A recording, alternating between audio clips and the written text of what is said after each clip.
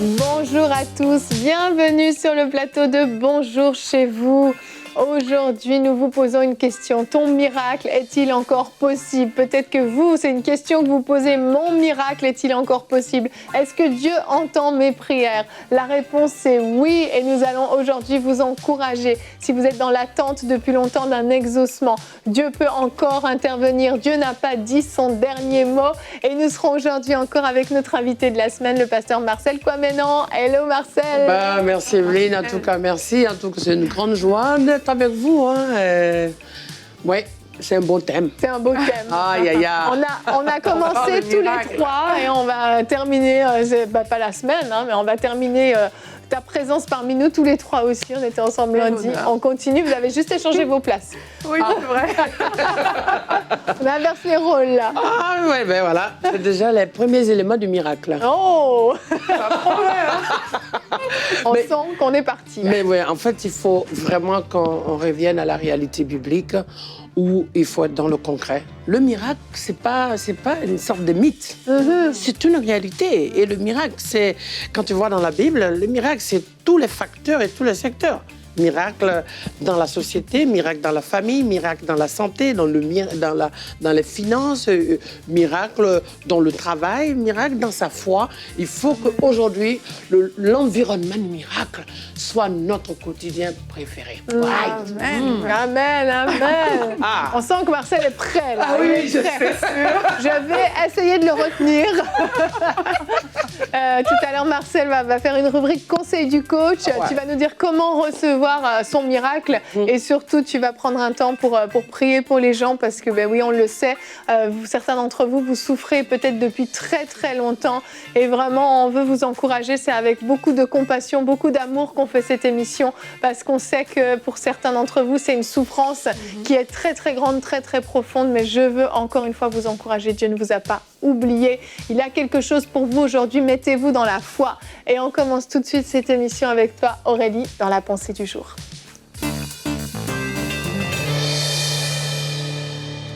Es-tu encore dans l'attente de ce miracle? C'est la question que j'aimerais te poser aujourd'hui. Plusieurs personnes, alors que vous vous attendez à un miracle, vous êtes peut-être laissé gagner par le découragement. Peut-être certains parmi vous, vous avez même trouvé des excuses pour justifier votre situation. C'est des attitudes parfois humaines, mais aujourd'hui, je veux vous encourager, comme Evelyne l'a fait, comme le pasteur Marcel en a parlé, à garder la foi en Dieu et à lui faire totalement confiance. Dans le psaume 13, on voit David qui lui aussi, il était là, il disait « Mais jusqu'à quand, Éternel, m'oublieras-tu sans cesse? Jusqu'à quand me cacheras-tu ta face? Jusqu'à quand aurai-je encore des soucis dans mon âme? Chaque jour des chagrins dans mon cœur? Jusqu'à quand mon ennemi s'élèvera-t-il contre moi? » Peut-être vous êtes là, vous dites à Dieu, jusqu'à quand j'attendrai ce miracle? J'ai prié, ça fait trop longtemps que je suis dans le désert, mais David a eu une attitude à la fin de ce psaume. Au verset 6, il dit, moi, j'ai confiance à ta bonté. Il s'est ressaisi et puis il a mis en évidence la bonté de Dieu. Il savait que la bonté de Dieu ne l'avait pas abandonné.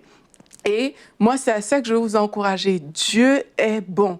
Il n'abandonne aucun de ses enfants. Quelquefois, on peut être dans l'apitoiement. Parfois, on trouve même des excuses pour justifier sa situation. C'est comme dans Jean, au verset 5, on voit cette histoire de l'homme infirme depuis 38 ans. Jésus lui demande, veux-tu être guéri? Un peu comme aujourd'hui, Jésus vous demande, veux-tu encore de ce miracle?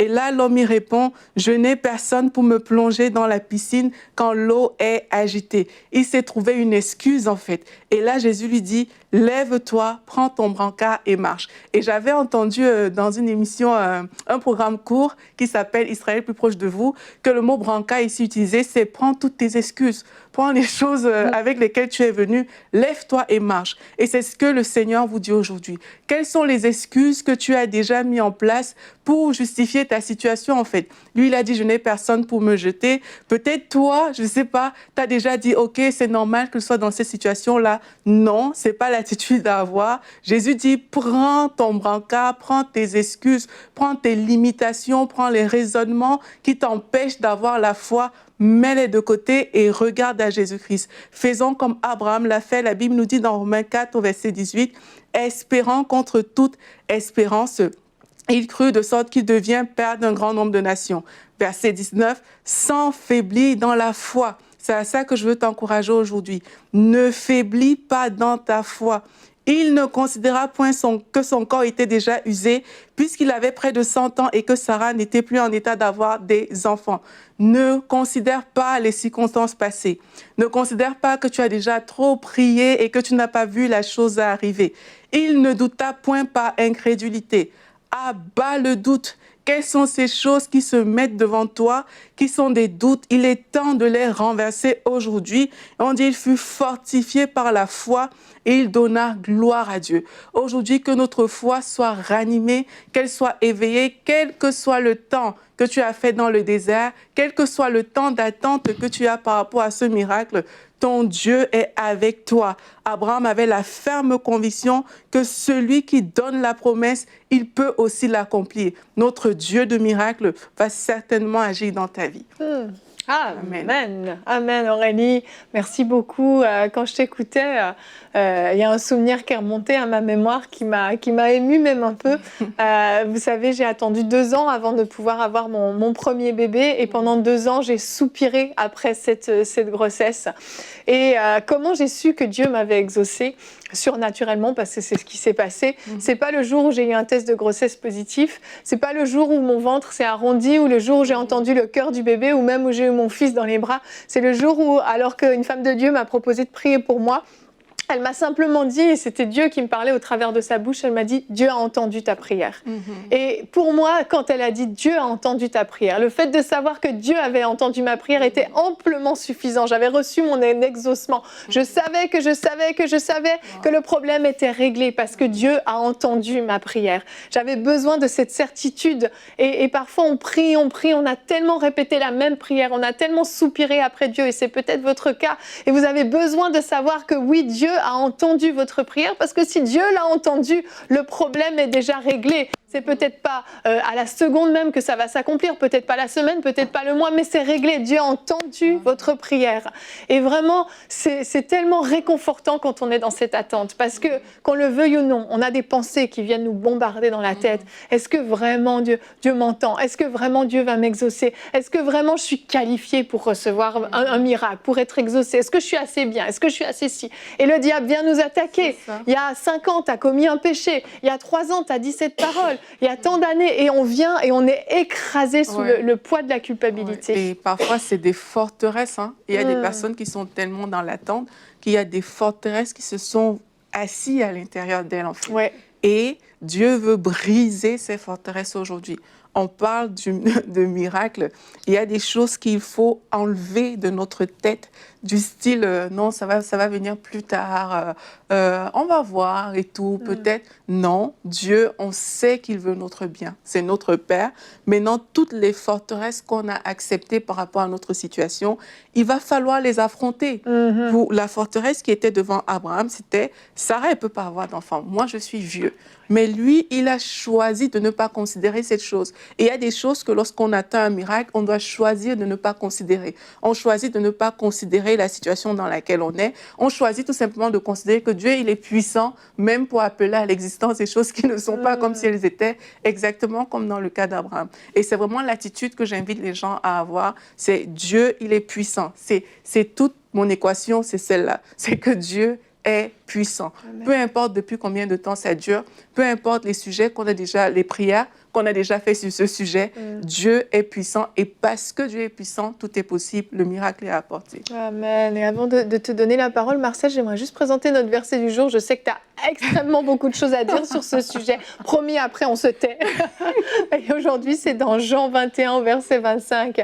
Et Jean a dit quelque chose qu'on doit vraiment comprendre. Jésus a accompli encore bien d'autres choses d'autres qui sont écrites dans les évangiles, bien plus que ça. Si on voulait les raconter une à une, je pense que le monde entier ne suffirait pas pour contenir tous les livres qu'il faudrait écrire. Et là, Jean parlait uniquement des miracles que Jésus a accomplis sur la terre au moment où il était là en chair et en os. Imaginez tout ce que Jésus a pu accomplir en vrai, à combien plus forte raison aujourd'hui il accomplit encore bien plus alors qu'il est à la droite du Père. Je me tais, Marcel. On est zélé, hein. On est zélé, ce thème nous parle. C'est très bien. Non, mais c'est fort de comprendre que ce que vous dites est tellement... C'est joli. Et c'est le concret aujourd'hui qu'il faut. Vous savez, le monde va ailleurs, et surtout dans les pratiques. Pourquoi, en fait? Il cherche des solutions. Parce que quand on dit le mot miracle, par définition, on dit de facto problème. Pour qu'il y ait un miracle, il faut une situation contraire, c'est-à-dire difficile, voire de ce qu'on appelle l'impasse, du mur, vraiment de la difficulté insurmontable, souvent des montagnes, des choses pour lesquelles ni la technologie, ni la science, ni les finances, ni les relations, ni les moyens, ni la famille, ni l'expérience, ni la connaissance n'est capable de résoudre. C'est pour ça qu'on dit miracle. Le miracle est un besoin dans toute situation complètement perdu d'avance, humainement parlant. Lorsque, humainement, on n'a plus de solution, alors on recherche ce qu'on appelle un miracle. Il y a quelqu'un et qui m'a dit un jour, qui m'appelle, et cet homme est un homme, je dirais, très engagé dans la vie politique, un homme très important en France, qui s'appelle Bernard Tapie. Alors, un jour, il m'appelle et je reçois sur mon téléphone et il me dit j'ai besoin que vous priez pour moi. Parce que voilà ce que la science a arrêté et voilà ce que la médecine arrête. Et maintenant, ce qui me reste, c'est vous êtes pasteur, eh ben, priez pour moi. Et en fait, quelque part, c'est ça. À un moment donné, il y a la science, il y a la logique. Tu as tout là qui descend là. Et tu as une seule chose, le résumé de tout ça, il n'y a pas d'issue. C'est là qu'on parle de miracle. Miracle, c'est l'extraordinaire, la manifestation surnaturelle, l'opération inimaginable qui dépasse la conscience de l'homme. Et là, je commence à prier. Au bout du 6e jour de prière, il va faire un test, parce qu'il est suivi tous les mois et demi à peu près, ou tous les mois. Et là, il dit, je vais aller voir mon médecin pour faire un bilan, pour voir où j'en suis avec ma situation du cancer généralisé, tout ça, que tout le monde connaît. Et il m'appelle. Il m'a dit, tu arrives quand? Je dis, je donne une date. Il m'a dit, je vais le faire pour te donner le résultat de ta prière. Waouh! Et en fait, ce qui se passe, et on avait rendez-vous peut-être vers 18h, il m'appelle à 16h. Tu es où? J'ai dit, où? Oui, on a prévu. Non, on a dit, tu es où? Bon, je t'attends.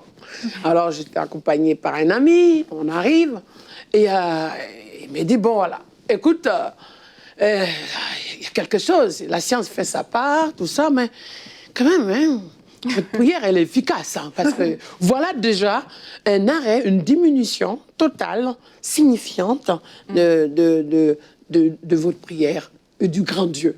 Et en fait, quelque part, c'est ça. Un miracle, c'est quoi? C'est à l'instant T, au moment où tu es dans l'impossibilité, où tu as l'impression qu'à la seconde près, à la minute près, s'il n'y a rien qui est fait, tu ne peux plus avancer. Là, qu'est-ce que Dieu fait? Pour la circonstance, c'est la même chose avec Jean chapitre 11. Quand le Seigneur arrive, il dit, où l'avez-vous mis? Donc c'est ça, le miracle va constituer des choses qu'il faut prendre en considération. Il va dire, mon ami Lazare est mort. Ouais, et dort, pardon. Mon ami Lazare dort. Mais les gens se disent, mais de quoi il parle? Mais il appelle mort, sommeil. Et il arrive, il dit, où l'avez-vous mis? Donc, ça, c'est un point d'élément important. Troisièmement, il dit, ôtez la pierre. Donc, ce qui arrive à dire qu'à un moment donné, spirituellement parlant, la pierre, c'est le blocus. La pierre, c'est le doute, la crainte. un peu tous ces, comme tu disais tout à l'heure, ces a priori, ces forteresses, ces phénomènes qui t'étouffent et à un moment donné, tu baisses les bras, quoi. Il dit, où l'avez-vous mis? Parce que Dieu est prêt à agir. Il faut maintenant qu'on ouvre notre cœur, qu'on laisse Dieu agir par la foi. Donc, je vais encore plus détailler ça tout à l'heure. Et le témoignage du frère, qui, en fait, quelque part, tout le monde attendait qu'il décède quelques jours, quelques semaines.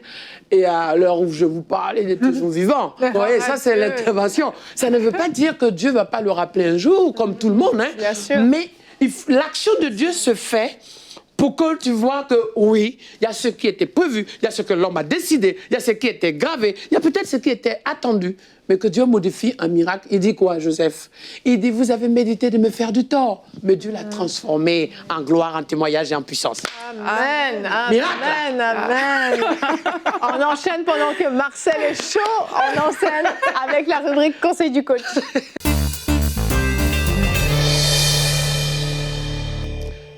Alléluia. Miracle. Miracle. Eh oui, il faut du miracle. On a besoin de miracles de nos jours. Il faut du miracle concret, mes chers amis. On ne peut pas dire qu'on est enfant de Dieu si on ne voit pas les signes du miracle dans notre vie. À un moment donné, on va finir par se poser des questions. Est-ce que Dieu m'entend? Est-ce que Dieu existe? C'est ça, en fait. Les gens du monde vont se rendre compte qu'il n'y a plus de solution dehors. Il faut se tourner vers Dieu. Parce que le Dieu que nous avons, Hébreux, chapitre 13, verset 8, c'est le même hier, aujourd'hui et à l'heure. Lui, il ne change pas, il ne varie pas. Il pourvoit, il agit, il ouvre les portes, il restaure, il guérit, il renouvelle, il ressuscite, il libère, il donne tout, il multiplie. Vous vous rappelez dans le livre de Marc, chapitre 8, lorsqu'il était question de 2 poissons et de 5 pains. Moi seul, je peux en manger 1, je peux manger 2, mais ils étaient 3000 qui ont été nourris, 5000 qui ont été nourris, au point même qu'il y a eu des restes. Ça montre à quel point le miracle, on doit le voir dans tous les domaines et chaque jour, à chaque instant, pour qu'on soit dans le concret. Oh, Jésus a dit, je vous ai donné le pouvoir, je vous ai donné ma grâce, mon esprit. Jésus a investi dans les disciples pour que, mes chers amis, on n'ait plus le temps de pouvoir douter, de réfléchir. Il n'y a pas longtemps, une femme, concrètement, était dans un Zoom que j'avais, on était en train de faire un live. Et la dame, elle dit comme ça, elle habite à Toulon, d'ailleurs, elle va se reconnaître. Et à cette émission, elle dit, écoute, pasteur, vraiment la présence de Dieu est là et je demande à Dieu depuis 4 ans d'avoir un enfant. Et au moment où elle parlait, je lui dis, mais tu es mariée? Elle m'a dit oui. J'ai dit, mais ton mari est d'accord? Demande-lui. Elle m'a dit oui. J'ai dit, d'accord, dis-lui que je vais prier. S'il est d'accord avec toi, je vais prier pour vous. Et au même moment que je le dis, vous savez, j'ai vu en même temps une révélation, un message, tout de suite, comme si c'était décrit comme ça, comme la vision de Nebuchadnezzar qui voyait la mec qui écrivait au mur. Et l'année prochaine, à la même date, quelque chose va se passer pour qu'un enfant soit au milieu de vous dans votre famille. C'était le 12 septembre 2020. Et il y a quelques mois, elle appelle. Pasteur, quelques mois plus tard, le Seigneur a agi. Et je peux vous dire, non seulement j'ai une attestation de grossesse, mais en plus c'est des jumeaux. Il y a eu le bataboum, multiplication. Ça veut dire quoi? Par définition, ça veut dire que, mes chers amis, le Seigneur est celui qui connaît le timing précis, le moment précis, les personnes qu'il faut, le rendez-vous qu'il faut, l'heure qu'il faut, le lieu qu'il faut, pour pouvoir agir et manifester sa puissance pour que de nos jours, on vive ce concret. C'est ce qui fait la différence. Les gens du monde doivent quitter leurs pratiques, là où qui sont des idoles qui ne parlent pas, des images qui sont là à décorer, le poison que les gens vont avaler, des pipis d'animaux sous prétexte de chercher des solutions. Il faut que les gens se tournent vers Dieu. Pourquoi? Parce que nous avons un Dieu qui n'est pas mort, et bien plus il est ressuscité. Dans ce concret, il faut que le miracle dans tous les domaines, miracle pour qu'on soit dans la sécurité, miracle pour qu'on marche dans la protection divine, miracle, un peu comme, vous voyez, la piscine des Bethesda. La Bible dit que lorsque l'ange passait, remuait l'eau. Qu'est-ce qui se passe? Tout malade qui sortait à l'intérieur de cette piscine ressortait guéri et transformé. Mais moi, je dis, maintenant, il n'y a pas que la piscine de Bethesda pour la guérison, mais il y a aussi la piscine de Bethesda pour l'onction. La piscine de Bethesda pour la puissance, pour la plénitude, pour le manteau du mandat de Dieu sur notre vie. Donc, chaque fois que tu sens, ne laisse pas passer l'occasion, saute à l'intérieur. Et si tu as du mal, demande qu'on t'aide. Parce que c'est ça aussi le problème, c'est que le miracle veut se manifester, mais Dieu cherche un homme, Dieu cherche une femme, Dieu cherche quelqu'un qui puisse te jeter à l'intérieur pour que tu pousses quelqu'un à l'intérieur. Le miracle aujourd'hui doit être dans cette dimension des réalités pour emmener les enfants de Dieu aussi à savoir une chose. Nous ne sommes plus seulement en train de subir dans cette société auquel les gens sont complètement habitués à des pratiques occultes. Les gens savent que là, c'est dangereux. Les gens savent que la sorcellerie existe. Les gens savent que les magiciens font des dégâts. Mais où sont ces Paul? Où sont ces Pierre? Où sont ces Paul capables de se lever, prier pour que depuis la prison quelque chose se passe? Où sont ces Pierre qui vont aller dire Tabitha soit ressuscité? Où sont ces Pierre et Jean qui avaient les mains dans les poches pour qui on pensait qu'ils allaient donner quelque chose alors qu'ils arrivent et disent lève-toi, paralytique, lève-toi, marche, aîné, lève-toi et marche? Où sont ces Esther qui, face à l'impossibilité, à la machine puissante, même royale, qui interdisait quoi que ce soit, qui pesait lourd sur le joug de la condamnation du peuple de Dieu, qui a osé se lever et dire nous allons prier, nous allons intercéder, quitte à ce que quelque chose de grave nous arrive, c'est pas grave, parce que c'est ça aussi. Je vais vous expliquer les codes pour avoir, enfin, pas les codes, comment le process pour vivre le miracle. Si on veut vivre le miracle, on ne doit pas regarder au mur, on doit voir derrière le mur. La révélation de Dieu doit nous montrer derrière le mur la solution. Parce que si tu regardes le mur, tu es bloqué. Mais si tu regardes à Dieu, tu es derrière le mur, il y a un passage. Ou après le mur, il y a une vérité de Dieu qui se manifeste. Il y a une fissure, il y a une porte qui va s'ouvrir. Si la porte ne s'ouvre pas dans le mur, la porte va s'ouvrir du toit. Et si dans le toit et le mur, ça ne bouge pas, c'est au sol. Et d'ailleurs, sur tous ces trois éléments, ni le sol, il n'y a rien qui s'ouvre. En face, il n'y a pas de porte qui s'ouvre. Le toit, il n'y a rien comme on a fait descendre le paralytique. Alors, tu vas être transporté comme Philippe. C'est Dieu, le Dieu de l'impossible, le Dieu capable de faire et d'agir et de manifester, de déployer, de répondre, d'exaucer. Le miracle aujourd'hui, on doit, par définition, marcher dans ce miracle, être emporté dans ce miracle, pour qu'on n'ait pas à trembler devant les hommes ou les humains ou ces pratiques ou ces idoles, un peu comme Élie. Élie se retrouve en face des Baals. Les Baals ont l'habitude de faire certaines choses. Ils ont l'habitude d'exterminer, un peu comme même Daniel qui se retrouve avec les lions. Tout le monde regarde, ses amis se retrouvent dans le feu. Tout le monde regarde, qu'est-ce qui va se passer? Il faut un miracle. Il faut un miracle concret, mes chers amis, pour que de cette manière, de façon concrète, qu'on puisse dire ainsi, l'Éternel est mon berger. J'étais seul, il est venu me protéger. J'étais perdu, il m'a donné sa grâce. J'étais malade, il m'a guéri. J'avais tout perdu, il m'a restauré. J'étais abandonné, il m'a visité. My God, oh là là là là là là là là là. J'avais soif, il m'a donné à boire. J'avais faim, il m'a donné à manger. My God. Ouf, je priais pour me marier. Et il prépare l'âme sœur de ma vie quelque part qui s'en occupe. J'étais fatigué, épuisé, j'étais complètement abattu. Il est venu pour montrer à quel point j'étais cher à ses yeux. Le miracle, c'est ça, mes chers amis. Il ne faut pas que ce soit un miracle que tu racontes de ce que les gens vivent, de ce que d'autres personnes ont reçu.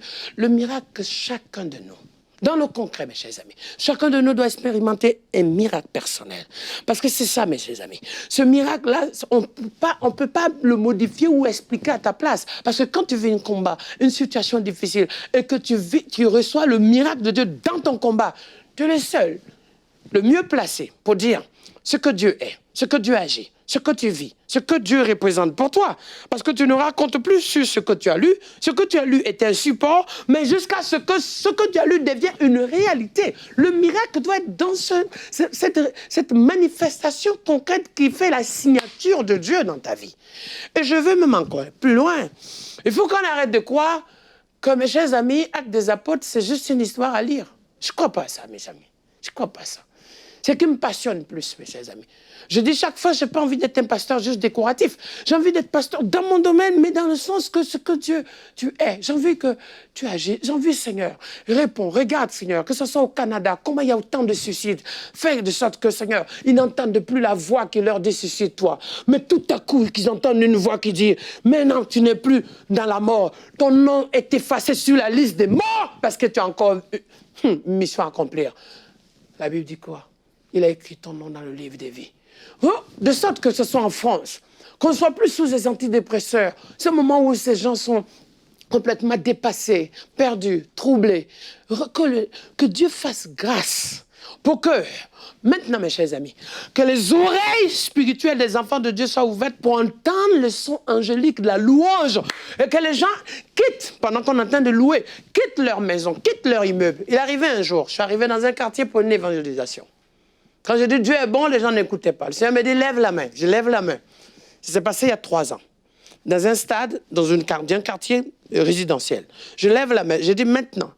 Et je dis, je prie à l'instant que Seigneur, tu fasses ton œuvre pour que des gens soient convertis. Et tout à coup, je m'arrête, j'ai dit à tout le monde ici au micro, les gens qui sont dans les immeubles, dans quelques minutes, d'autres vont courir de leurs immeubles, ils vont descendre en vitesse pour donner leur vie à Jésus de Nazareth.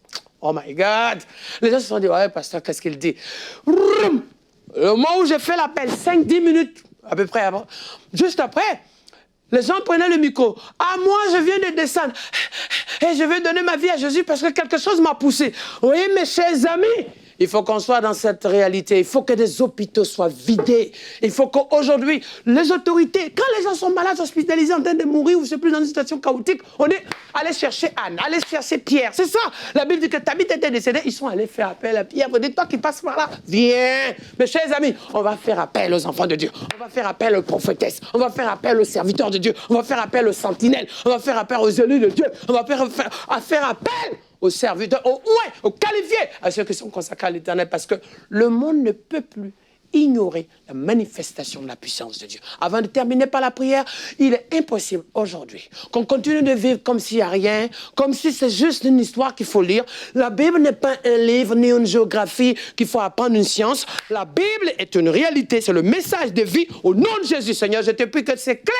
Que chacun a entendu dans cette réalité, Seigneur, soit manifesté dans la manifestation de la puissance de Dieu, dans l'intervention divine. Ouvre ton cœur. C'est la foi qui est le premier élément, première porte d'entrée, ou l'ouverture du miracle, que tu reçoives ton miracle. Miracle de guérison, miracle de délivrance, miracle de libération. Reçois dans le nom de Jésus. Miracle pour que ton enfant soit converti et vienne à Dieu. Miracle pour que ta famille soit libérée. Miracle maintenant dans le nom de Jésus pour que tes finances, tout ce qu'on t'a volé soit restitué. Miracle maintenant pour que toi aussi, tu aies à témoigner. Lève-toi et marche. Tes os soient rétablis. Tes nerfs qui étaient en train de craquer soient rétablis. Ton cœur qui était défaillant soit rétabli. Les trompes qui étaient bouchées soient libérées. Maintenant, prostate guéri, cancer guéri, palpitations s'arrêtent. Problème respiratoire, maintenant, au nom de Jésus. Covid, tout problème de diabète, toutes sortes de maladies soient libérées. Je prie dans le nom de Jésus de Nazareth que ton mariage qui est bloqué, que tes finances bloquées soient débloquées au nom de Jésus de Nazareth. Je prie maintenant que le don de Dieu qui t'a été volé, et là, il y a eu comme un oubli, comme on t'a sali pour qu'on ne te voit pas, que le Seigneur ouvre les portes. Hey! Je prie à l'instant T que là où tu te trouves, le Saint-Esprit prenne contrôle, la présence de Dieu puisse être au contrôle et manifester surtout te porte. Ainsi, on verra que les cieux s'ouvrent, le soleil s'arrête, que la grâce coule sur ta vie et que toi aussi tu aies un témoignage à dire que l'Éternel est vivant. Sois béni. Amen, amen, amen. Alléluia. Amen. Oh, Dieu est merveilleux. Viens nous retrouver, Marcel, si tu y arrives. Gloire à Dieu. Dieu est bon, vraiment. Amen. Soyez encouragés. Je vais vous laisser vivre ce que vous avez à vivre suite à tout ce qui a été partagé à la prière. Je vais vous laisser là-dessus pour que vous puissiez expérimenter ce que Dieu est en train de faire. Laissez-le travailler en vous. Faites-lui confiance et laissez-le opérer le miracle en vous. Et envoyez-nous votre témoignage quand vous aurez pu vérifier l'exactitude de votre miracle. Envoyez-nous votre témoignage à emcitv.com/témoignage et on va se réjouir de ce que Dieu a fait dans vos vies. Marcel, merci infiniment d'être venu sur le plateau de Bonjour chez vous. C'est toujours un plaisir, tu le sais. Tu es bienvenue quand tu veux. Nous, on se retrouve demain. Que faire face aux défis de mes enfants? Ce sera notre thème du jour. Si vous êtes un parent, si vous rencontrez des difficultés avec vos enfants, cette émission est pour vous. Que Dieu vous bénisse et bonjour chez vous.